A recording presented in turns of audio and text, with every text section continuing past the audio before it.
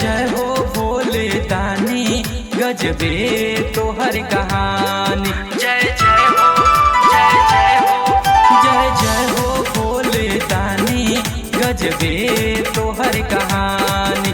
जय जय हो भोले दानी गजबे तोहर कहानी। दुखियन के दुख हरेला, दुखियन के दुख हरेला, हरेला परेशानी। जय हो जय जय हो भोले दानी गजबे तोहर कहानी। जय जय हो भोले दानी गजबे तोहर कहानी।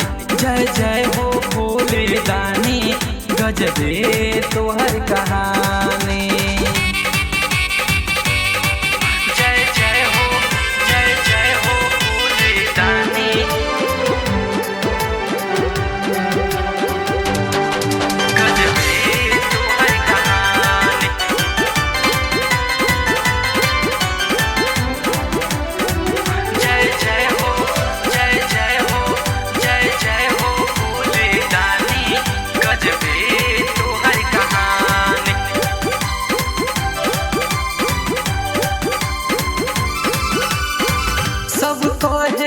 त्रिपुरारी रहे राजा चाहे भिखारी।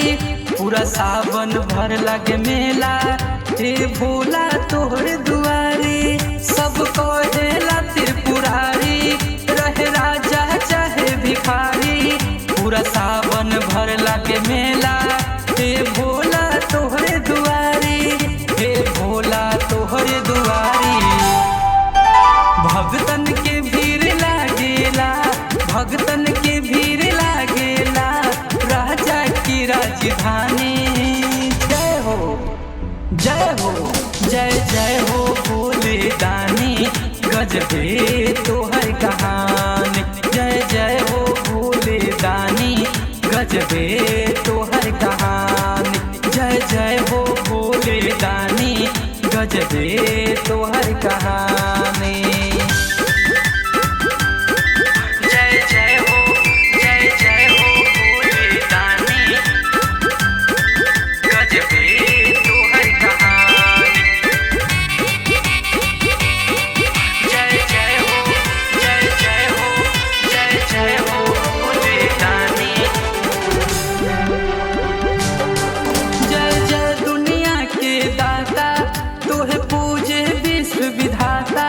सेवक ई दीपक प्रेम से तुरिहाना का नाता।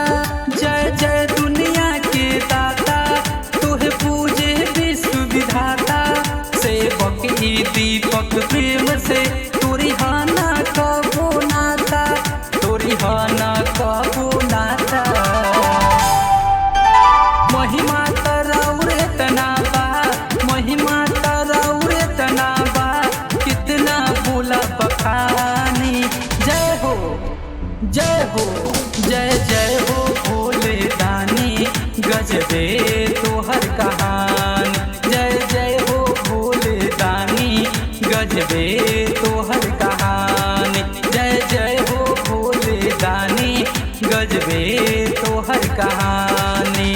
दुखियन के दुख हरेला, दुखियन के दुख हरेला, हरेला परेशानी। जय जय हो भोले दानी गजबे तोहर कहानी। जय जय